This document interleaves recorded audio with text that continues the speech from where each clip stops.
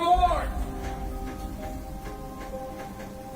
And in this matter of submission, I want you to know up front, ladies, that once you get married, you are no longer your own. You are your husband's.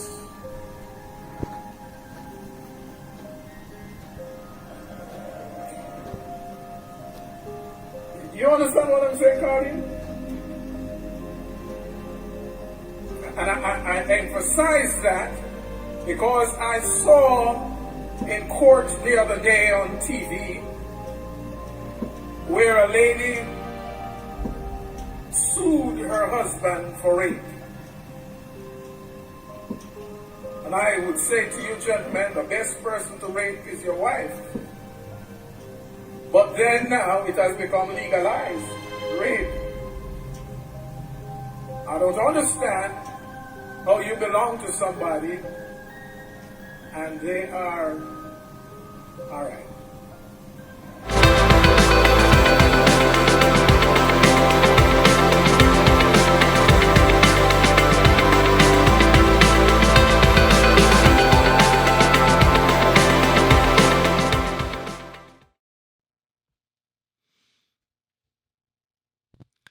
At first, I was excited. I found a great subject to talk about. I was excited because this is this was a very clear subject and it was going to be great. I called a few friends. I said, man, did you watch the video? Let me send you a link. Or, you know, this is what I'm going to talk about the next time. I plan to interview a few people, specialize in the area. And a few days later, I was like, wait, hold on a second. What's what's going on? What's going on over here? In our timeline, we are still dealing with rape, trying to convince people that it's unlawful, trying to tell people that it's a violent crime. It saddened me. I mean, it saddened me for several reasons. It's also saddened me because it was a leader of a church, someone who was supposed to care for its members. I mean, especially your wife, someone who's supposed to serve humanity, someone who went to school for a long time to study on how to serve and help others, someone who must have taken some basic psychology courses to understand the mind of others, to know how to help others. Well, I'm not saying that when you study, you become a better person, but you have an understanding. I guess this is where the danger lies. Now that you know, you can use it against other people. So it does. So it's telling me, in a way, is the person himself. By the way, guys, listen. Rape is not biblical. Okay? So it saddened me because of all these reasons. And I'm like, wow. And this is what I'm going to talk about. What am I supposed to do? Am I supposed to convince the world? Am I supposed to convince you, viewers, that rape is not even a cultural issue? It's a global issue around the world. It's a problem that the world is facing, and people all over the world is talking about it. It's not good. Should I define rape to you? Do you want me to define it? Rape is a violent crime. It's unlawful. whether you're giving somebody a pill, whether you are manipulating someone, maybe you have a hook on them, or you think that they're weakly minded, whether you are forcing yourself on a person, by pushing and hurting and punching them so that you can physically, sexually abuse them, penetrate them. In any way you see it, it's no good. Whether it's a stranger, a friend, a family member, and a wife. So, in any way, in any terms, in any concept, rape is not a good word. It's not a good action. If you have a conversation with a few friends around you and you say like, "Yo, damn, you see that girl, bro? I want to rape her. Damn." Just think about it for a second. Maybe this is the kind of conversation, the kind of talk you have with your friends, but I just want you to think about this example right now. You tell me if you think it makes sense. You tell me if you think it's acceptable.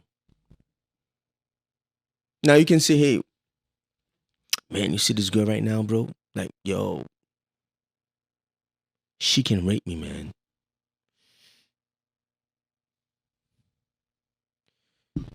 Here's another one.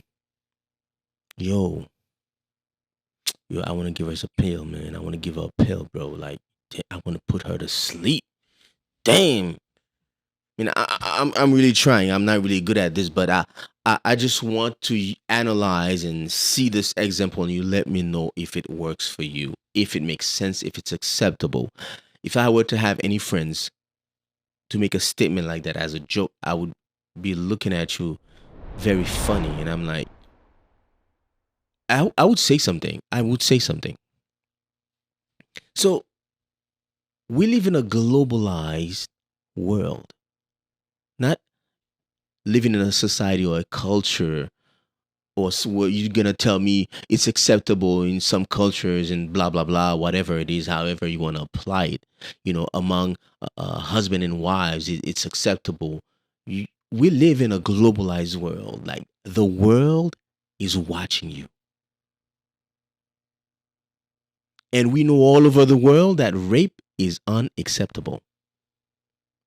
So I really don't want to have a rape debate. I want to go across that statement all in general, because we're dealing with a lot of problems here. We're dealing not only with rape, we're dealing with leaders who think that it's acceptable. We're dealing with the Bible and other problems that comes along with this action. So if you want to talk about the leaders and preachers and politician entertainers who think that it's okay to either give a pill to a woman or force yourself on a woman, it's pure arrogance. It's pure arrogance. It's nothing else but arrogance. They feel that, okay, I'm serving the world, I'm serving humanity. I can force myself on a woman. I can give her a pill. I can tell her to listen, if you don't give me what I want, you won't get what you want. Okay? So it's pure arrogance, guys. It's not complicated. Men in power or women in power, but we're talking about men now. Men in power or who feel that they have the right to force themselves on other people sexually. But here's another concept. How on earth you want to have sex with somebody who's not willing to have sex with you? And your action is not going to make the person better. It's not going to make you better.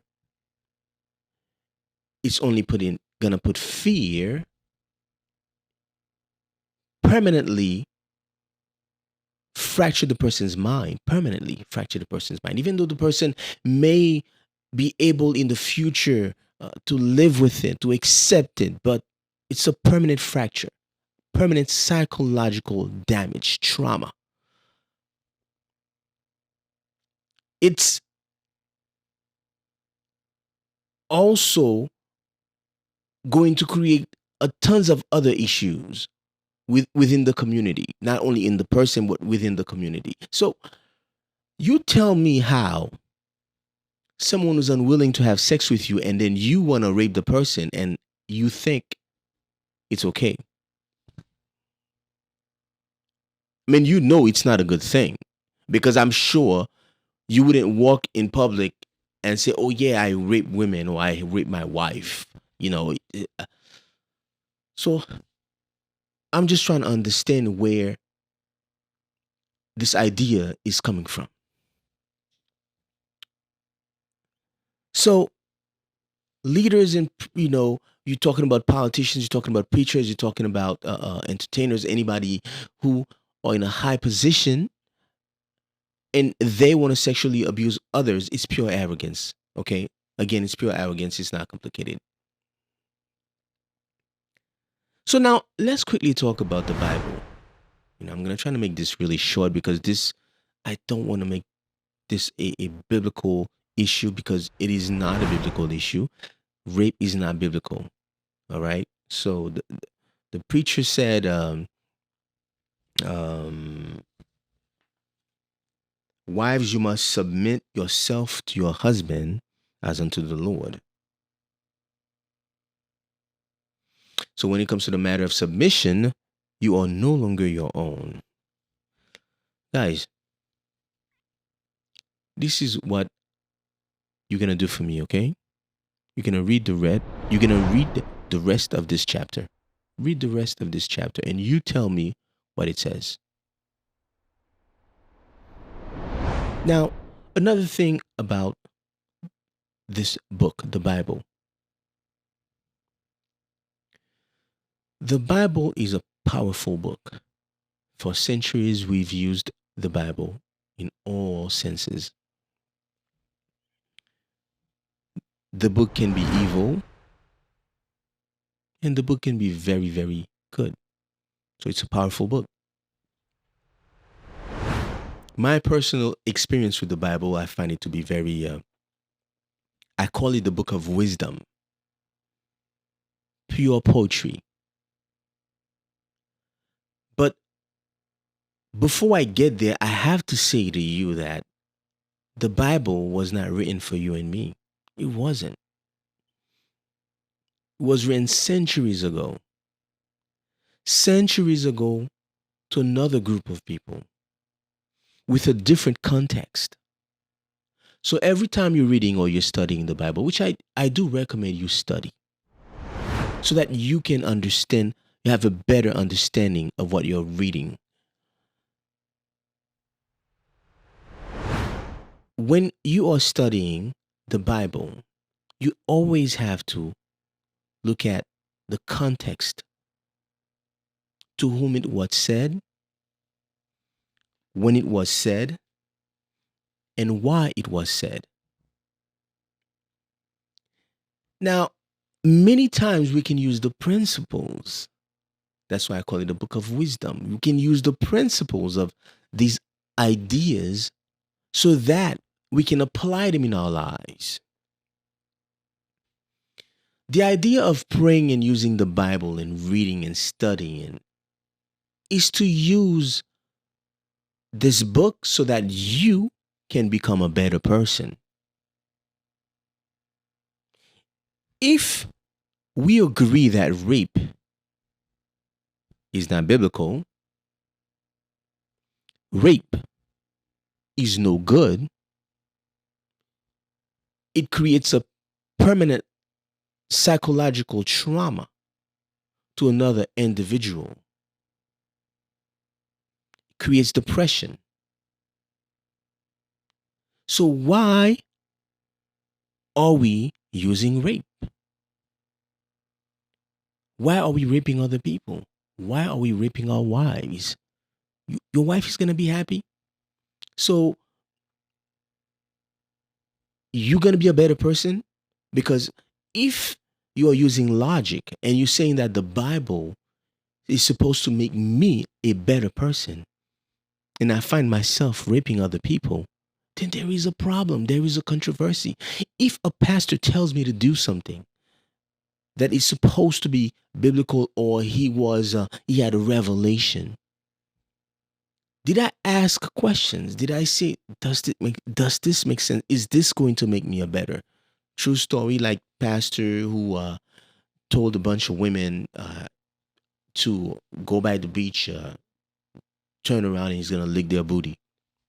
Yeah, true story. You tell me, you as the person who's listening to this pastor, you tell me if that works for you. In what sense will this make you a better person? When people come to you and they tell you things, they get a revelation or they read it from the Bible, you should be able to question, you should be able to ask. The only way we progress, we understand things better, is by asking questions. Why do you think children ask a lot of questions? They don't know, they want to know. And we, as adults, we should keep asking questions so that we can be better. Why do you think science evolves? Science evolves because the scientist is doing research, is asking a lot of questions, wants to find out, wants to understand how things work. So if you're reading and studying the Bible, it has to be the same way. Anyway, guys, what's our duty?